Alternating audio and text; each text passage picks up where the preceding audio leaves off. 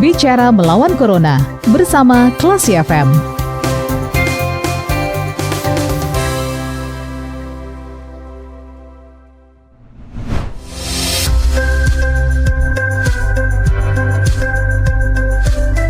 Pada Tribun for Classy FM, this is the actual radio Classy People. Selamat siang, saatnya Anda kembali mencermati program Bicara Melawan Corona bersama saya, Audi Effendi.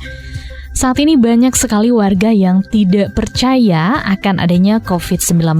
Apakah ini akan berpengaruh terhadap penambahan kasus? Kita akan membahasnya bersama dengan Ketua Persatuan Dokter Paru Indonesia atau PDPI Sumatera Barat. Dan kita sudah terhubung bersama beliau, Dr. Irfan Medison. Kita sapa dulu. Assalamualaikum, dokter, apa kabar? Waalaikumsalam warahmatullahi wabarakatuh. Baik, Bu. Oke, nah dok, belakangan ini ya semenjak adanya new normal banyak sekali warga yang tidak mematuhi protokol kesehatan. Bahkan ada yang tidak percaya dengan adanya COVID-19 sehingga tidak menggunakan masker, abai terhadap protokol kesehatan. Nah dokter sebagai tenaga medis nih, bagaimana perasaannya nih dok? Ya tentu kita sebagai ujung tombak pelayanan ya untuk COVID ini merasa sedih sekali. Kenapa? Karena kita di sini sudah berusaha begitu bahu-membahu ya, mulai dari pelayanan awal pasien datang di rumah sakit, ketemu dengan satpam, ketemu dengan registrasi, itu semuanya kita berusaha untuk memutus mata rantai penularan. Sementara masyarakat kayaknya merasa abai ya dengan kondisi ini. Ya tentu kita sebagai petugas yang langsung berkontak dengan kasus tentu merasa sedih, merasa capek juga. Kenapa? Karena banyak kasus-kasus yang muncul pada saat ini setelah kita ada penurunan kasus kemarin-kemarin ini. Ternyata yang kasus yang muncul itu adalah orang yang kontak erat dengan penderita. Sudah jelas, atau istilah yang sebelumnya ada disebut dengan OTG, orang tanpa gejala, tetapi dia kontak dengan penderita yang sudah positif. Artinya kasus COVID ini memang sangat menular dan harus diputus mata rantai penularannya dengan salah satunya masker itu. Oke, dokter, saat ini ya kita juga mengetahui banyak sekali pro dan kontra, bahkan perdebatan tentang keberadaan COVID di masyarakat. Ada yang bilang konspirasi politik, ada yang bilang rekayasa. Nah, sebenarnya gimana sih kita bisa mengubah mindset masyarakat agar semakin aware terhadap kondisi pandemi ini, dokter? Ya untuk merubah pola pemikiran atau mindset dari masyarakat, tentu peran media, baik media yang resmi maupun media sosial itu sangat penting sekali.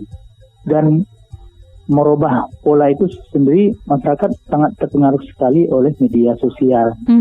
Media sosial yang kita lihat selama ini gencar-gencarnya mengatakan tidak karena kita lihat di televisi artis-artis yang menyatakan ini suatu konspirasi, dan masyarakat kita memang begitu percayanya dengan hal-hal seperti itu.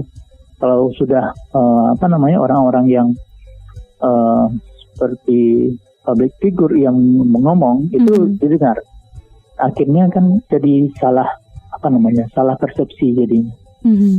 Dia hanya mengungkapkan mereka itu mengungkapkan perasaannya, pola pikirannya kepada masyarakat, padahal dia tidak mempunyai keilmuan terhadap sesuatu itu, sehingga masyarakat menganggap itu memang betul, padahal dia hanya merupakan persepsi dia saja atau mereka saja yang menyampaikan ke masyarakat, sehingga masyarakat menganggap itu betul. Padahal itu kan semacam pendapat pribadi yang opini globalisasi, opini seseorang atau opini sekelompok orang yang di blow up menjadi suatu pembenaran gitu. Ya, mungkin counternya dari salah satu cara ini kita melakukan sosialisasi melalui media-media resmi bahwa ini suatu kondisi yang sangat berbahaya, yang bisa mengancam keselamatan jiwa masyarakat gitu. Kalau kondisi ini tidak dilakukan kontrol yang baik. Ya. Nah, Dokter, kalau untuk artinya kita harus membentengi diri sendiri, harus mulai dari diri sendiri. Nah, di tengah perkembangan informasi yang sangat masif, banyak masyarakat yang tidak percaya karena mereka tidak merasakan langsung atau tidak berdampingan dengan orang yang mengalami COVID. Nah, untuk yang bisa kita lakukan supaya kita bisa memproteksi diri dan juga bagaimana informasi COVID ini tidak hanya sebatas konseptual ini, Dok. Nah, bagaimana seharusnya masyarakat bisa mematuhi protokol kesehatan ini, Dok? Untuk suatu protokol kesehatan yang sudah dibuat oleh pemerintah, misalnya pemerintah daerah ataupun pemerintah pusat, tentunya akan jalan apabila ada sanksi. Ya, suatu aturan tidak akan jalan kalau hanya dalam bentuk suatu aturan yang di atas kertas. Ya, sebenarnya akan jalan kalau ada sanksi. Banyak kita lihat aturan-aturan itu dibuat tapi tidak jalan karena tidak ada sanksi atau efek jerah terhadap kondisi yang menyebabkan orang-orang yang melanggar aturan tersebut. Dan untuk bagaimana kita bisa mengatasinya, ya mulai dari diri sendiri, mulai dari keluarga, mulai dari lingkungan, ya, tetangga, saling sepertinya COVID ini mempengaruhi jiwa sosial kita yang selama ini sudah mulai beku ya. Kita mungkin saling menegur, itu tuh yang penting. Selama ini kita lihat orang ya dibiarkan berbuat salah, ya dibiarkan saja. Dengan adanya COVID ini mungkin sudah saatnya kita saling menegur kalau ada seseorang yang berbuat salah. Saling mengingatkan ya. Saling mengingatkan untuk kebaikan kita bersama. Oke. Nah, Dokter, di era new normal, mobilitas semakin meningkat. Apakah ada pengaruhnya terhadap penambahan kasus positif di Sumatera Barat? Ya, saya pikir sangat berkorelasi sekali.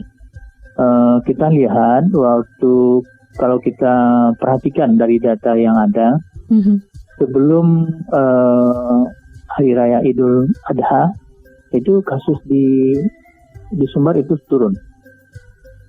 Ya, turun, dan di Kota Padang sudah mulai ada yang hari-harinya kosong penambahan, tidak ada penambahan kasus.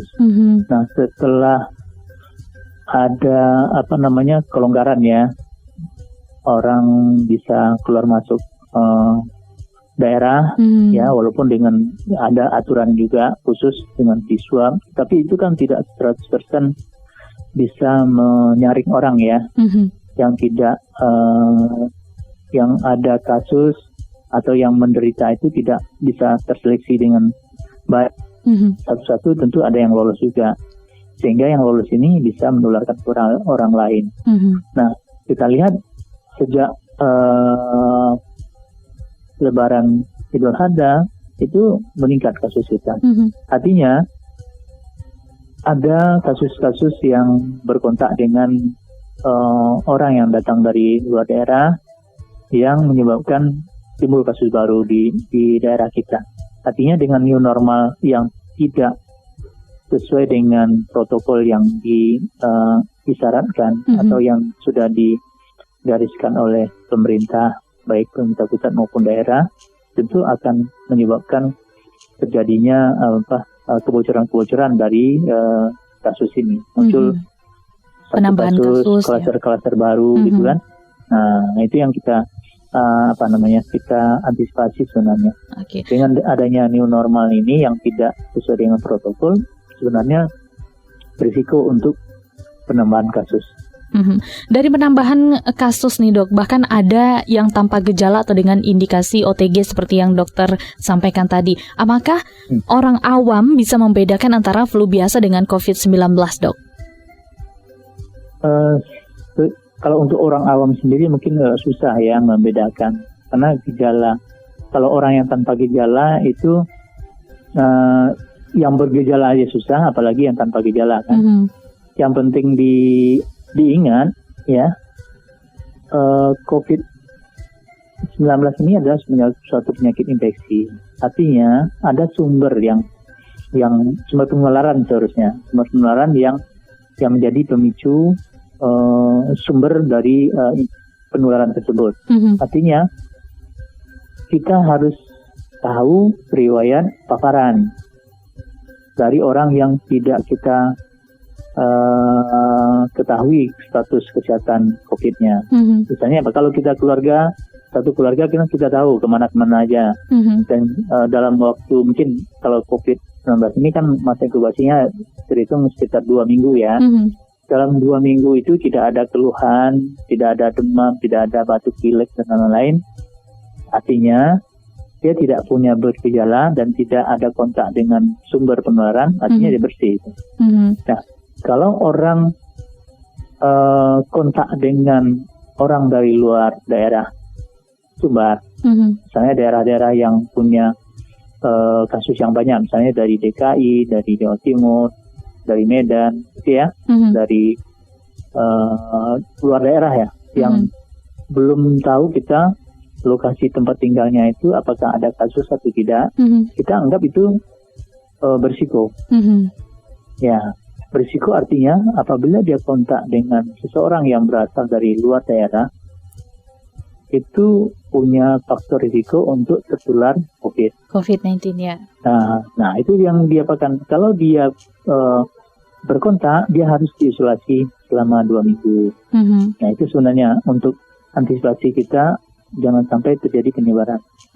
Demikian juga orang yang datang dari luar, harusnya dia tidak kontak dulu dengan orang yang didatanginya selama 2 minggu sehingga dia tidak menularkan. Kalau di daerah kita kan sudah ada rapid test, swab ya. Kalau rapid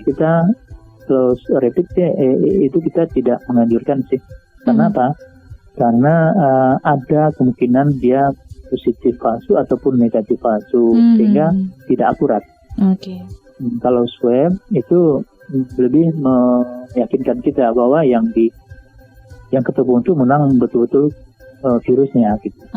Nah dokter, dengan kondisi penambahan pasien COVID yang kembali naik di Sumatera Barat jika dibandingkan dengan jumlah penduduk, apakah kita kekurangan dokter spesialis paru di Sumatera Barat, dok? Ya, secara garis besar memang kita masih kurang. Ya, idealnya untuk masing-masing rumah sakit itu minimal 2 dokter paru. Misalnya rumah sakit daerah ya, itu masih ada juga yang masih 1 orang. Apalagi di Mentawai itu belum ada dokter parunya. Ya, apalagi dengan kondisi sekarang yang dibutuhkan dokter paru yang dinas setiap hari, tentu melelahkan ya, untuk melakukan pemantauan kasus, merawat kasus, harus masuk ke ruang isolasi ya, untuk melihat atau merawat pasien itu, tentu dirasakan saat ini sangat kurang sekali dokter paru. Nah, artinya dengan kekurangan ini, apakah kasus positif di Sumatera Barat bisa ditangani dengan baik, dok? Untuk kasus COVID-19 sebenarnya yang berat itu tidak terlalu banyak juga. Yang penting di sini adalah aspek bagaimana kita memutus mata rantai penularan.